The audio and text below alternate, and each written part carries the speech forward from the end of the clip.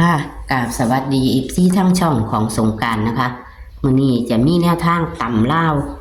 ของเซียนไชว่านคือเก่าค่ะพี่น้องมื้อคืนบ่ผิดหวังนะคะบ่ผิดหวังเซียนไชว่านจับคู่เข่าเลขวิ่งบ่เข่านะคะเมื่อคืนนี้เลขวิ่งบ่เข่าจับคู่ให้ตัดลิ้น3 4 9ก็ออก9 4แล้วก็จับคู่ให้4 9ค่ะพี่น้องให้4 9ออก9 4นะคะจับคู่ว่าผิดหวังค่ะจับคู่ว่าผิดหวัง3 4 9 8 4 9ออก4 9 9 4นะคะออก9 4ค่ะถือว่าว่าผิดหวังค่ะพี่น้องเลขจับคู่เข่าแต่ว่าเลขวิ่งบ่เข่าเมื่อคืนนี้นะคะก็สุดยอดนะคะเอามื้อนี้มื้อวันที่3 กรกฎาคม 69จะเป็นตัวใดเฮาไปรับชมรับฟังกันได้เลยค่ะหังเจ้าแล้วทิมหังเจ้าเอาอันที่อันนั้นมาแม่จังว่า49 94หังเจ้าเข้าค่ะอยู่ดิตัด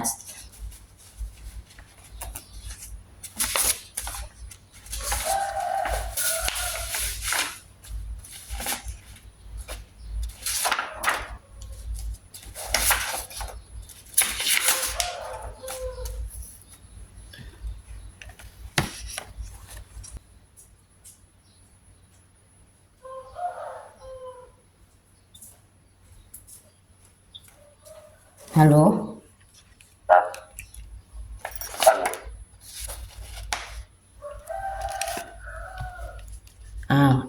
เอาไอ้ตำลาวต่อเนาะค่ะตำลาววันที่3 กรกฎาคม 69เขียนจะข้าวกัน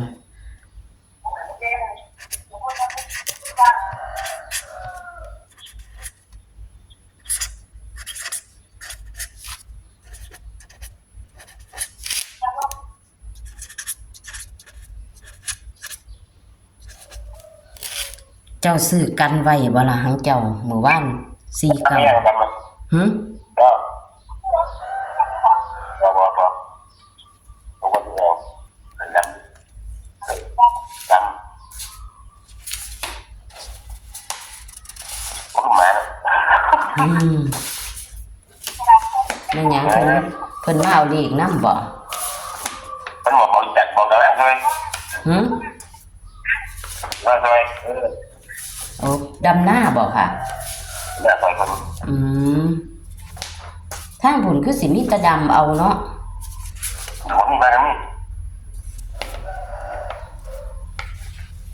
มันต้องว่าใหญ่มากใหญ่ตกอยู่เมื่อวานมื้อก่อนตกคักอยู่ผมทำข้อกันแต่ว่ามื้อนี้บ่ตกนี่ตกคักเมื่อวานมื้อก่อนนี่ล่ะ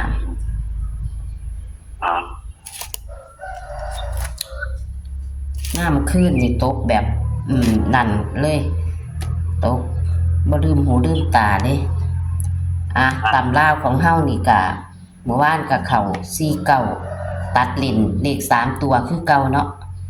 กับเจ้าจับคู่กับ49อยู่แล้วของเมื่อวานนี่ก็เข้ามันก็ออก94แม่นบ่ค่ะครับผมประกาศมาสิ่งเจ้าบ่กลับแม่นบ่ทุกคนเป็นที่ผมกับเนี่ยเจ้าแต่ว่ามื้อคืนนี่เอาแต่ตัวที่เจ้าให้มาแม่บ่ซื้อของหมู่เจ้า49แม่โอ้เสียดายยังว่ามาเบิ่งจังปาด49เข้าก็เข้าหมดทุกคนเด้มื้อคืนนี่เซียนทางช่อง49มันจะไปมันจะได้อย่างไรดีค่ะข่าวอยู่แล้วค่ะสุดยอดเนี่ยค่ะมีวิ่งไหมคะวิ่งบ่ที่หาเนี่ยวิ่ง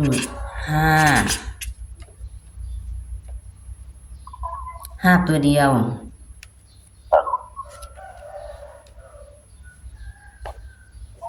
จับคู่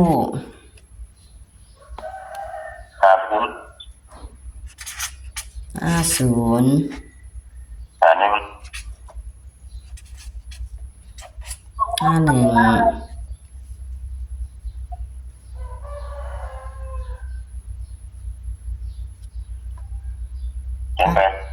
เขียนแล้ว5051 52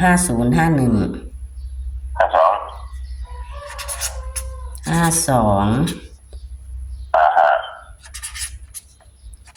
55 55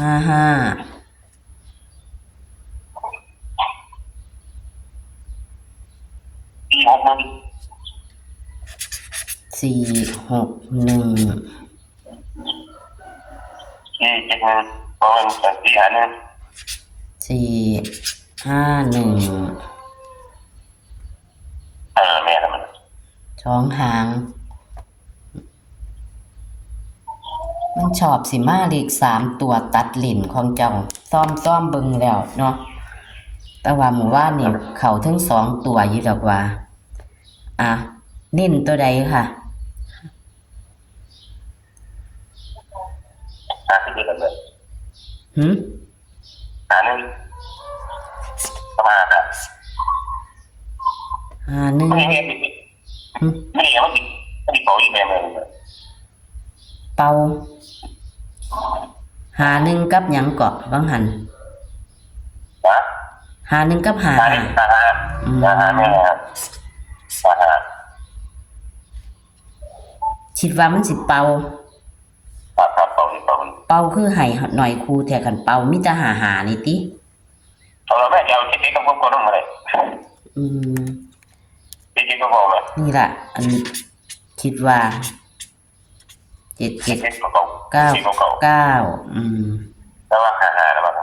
แต่ว่าชื่อนิ่น51กับ55 ครับจะพูดยังไง เลข3ตัวเน้นตัวใดค่ะ ที่หาหนึ่งเลย 451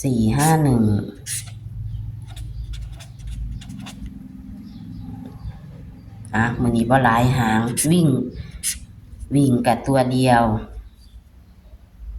เลขวิ่งกับเขาดีอยู่ดอกตัวเดียวยังสิข้างเจ้ากับเขาอยู่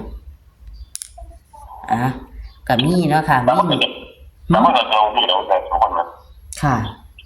เพราะเราเรียนวิ่งดูต่อเราคน ถ้าจะเอาไปวิ่งเอา รูด หรือว่ารูดรูด ทำไมเขาเขา ค่ะ ว่าจะได้สู้มืออันบ่ เดี๋ยวให้เราเรียนมัน ไอ้ก็ไปเฮ็ดเวียกตากแดดคือวางสัตว์คือหวานล่ะ 300 บาท200 บาทเลยก็ไม่ประมาณที่บาทก็ไม่ดีง่ายขึ้นมือเลย ถ้าถือซ้ำนั่นก็ดีใจว่าสัน ต้องถือได้เป็นเก่งนะ ถือแค่900ซื้อไปเมื่อ300ก็ดีใจคือ ไม่ เก่า ไม่เขาบอกดีเลยโอเคไม่คงไม่ดีนะ ค่ะแม่นดีนะแต่ว่ามื้อวานนี่เสียเพราะว่าบ่เอา4เก่าของหมู่เจ้าโอ้ลืมนี่เนาะก็มี50 51 52 55 77 99เน้น51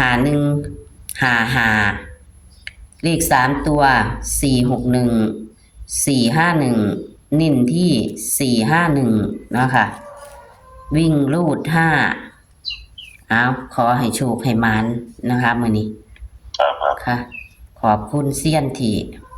ให้แนวทางนะคะขอให้ลำด้วยค่ะ ค่ะ ขอบคุณค่ะ สวัสดีค่ะ ตัวเลขแนวทางของเซียนไซว่านหมู่ว่านนี่ตัวเลขแนวทางเซียนไซว่านหมู่ว่านนี่บ่ผิดหวังค่ะพี่น้องมันขึ้นออก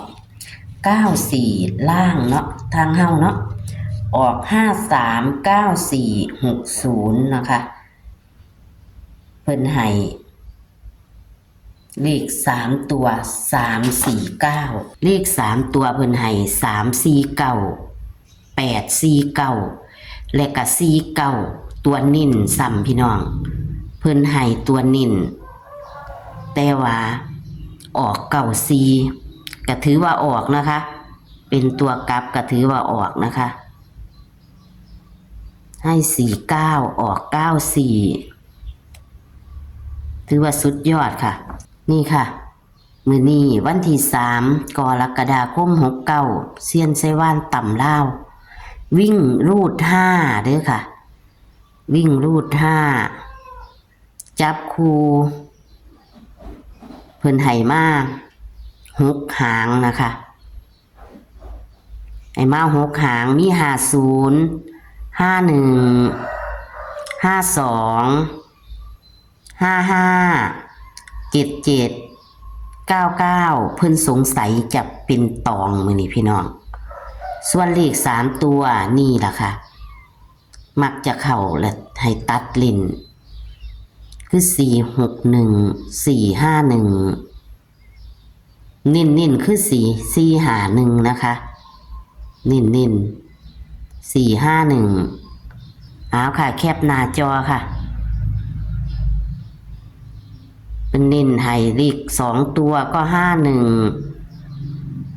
55เด้อพี่น้องเอาขอให้โชคให้หมานกับเซียนไส้ว่านก็ขอคนละไร่คนละแค่นะคะให้กับเซียนอย่าเผลออย่าพลาดค่ะหักเข่ากับเข่านะคะพี่น้องหักเข่ากับเข่าหมู่ว่านนี่เลขวิ่งเพิ่นบ่เข่าแต่ว่าเข่าจับคู่นะคะเลขจับคู่เพิ่นบ่ผิดหวังหมู่ว่านนี่ขอให้โชคให้หมานค่ะมื้อแรงขอให้เฮงๆปังๆนะคะขอให้ถูกหวยรวยเบอร์อีกกับเตียนไชวันวันที่3 กรกฎาคม 69นะคะเอาโชคๆหมานๆค่ะสวัสดีค่ะ